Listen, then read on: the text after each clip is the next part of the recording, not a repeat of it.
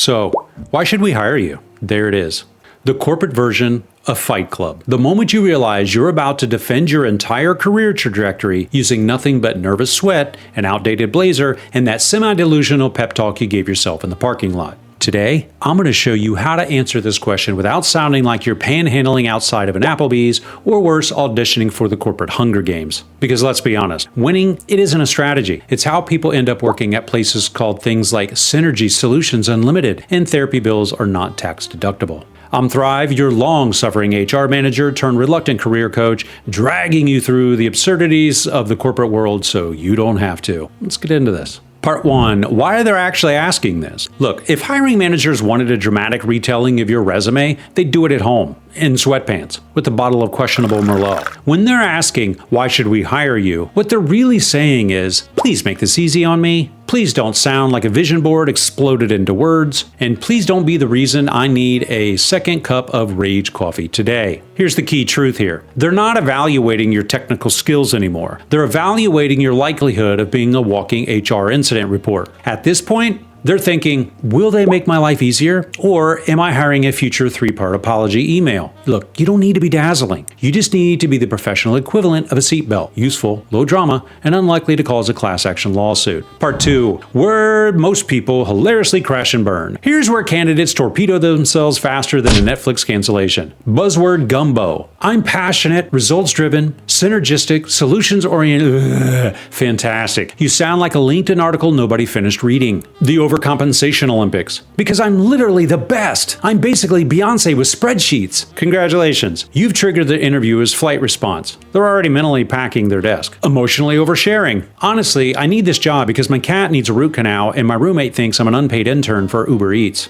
Look, we've all been there. But this is not group therapy. This is capitalism. Dress accordingly. What about the logic meltdown? Based on my star sign, my Enneagram, and a BuzzFeed quiz, I'm destined for greatness. Oh, that's adorable. Unfortunately, HR runs on compliance forms, not cosmic energy. Bottom line, don't aim for pity. Don't aim for performance art. Aim to be the least risky, most functional adult in the room. If you've ever walked out of an interview replaying your answers like a Renaissance tragedy written by committee, subscribe. Because here we don't manifest success by reciting vague affirmations in a bathroom mirror. We weaponize common sense like it's an Olympic event. And we do it while suspiciously wearing business casual pants that could double as pajamas. Hit the subscribe button. Join the rebellion. We're building an empire of the professionally plausible. One non-cringe LinkedIn profile at a time. Join us. Let's get back to this. Part 3, the simple framework that actually works. All right, here's the 3-step formula that won't make you want to move to a yurt out of secondhand embarrassment. Step 1, summarize your superpower. Quick, punchy, useful. Lead with one strong line that highlights your best skill. Without ego. Here's an example on how to do that. I specialize in translating complicated HR compliance laws into practical policies that don't make grown-ups cry at their desks. Notice, there's no bragging here. There's no vague life stories. Once upon a time, just immediate value. Here's a pro tip. Think, how would I describe my superpower to someone in an elevator with a rapidly closing door? Step 2, connect it to their actual pain. In other words, bridge the gap. Open positions exist because something is either broken, overwhelmed, or quietly on fire. Here's an example of how to do that. Given your company's rapid expansion into multiple states, I know you're navigating complex compliance challenges. I've built scalable HR infrastructures before that kept teams growing without adding to the chaos. See, this shows that you understand their problem. You actually read the job description. You've solved it before, which means you're bringing experience with you to help solve their problem. You're handing them a fire extinguisher, not just describing the flames. Step 3, end with low-key brilliance. Close with calm confidence. Cap it off by positioning yourself as an insurance against disaster. Here's an example. I combine startup speed with Fortune 500 structure, so you'll get scalable people systems without the bureaucratic black hole. The interviewer should be mentally fist-pumping. Finally, they get it. Maybe I can have a weekend off again. Remember, you're not proposing marriage. You're offering sane, useful adult solutions. Part 4, emergency backup plan for brain melt moments. If your brain crashes mid-interview, default to this.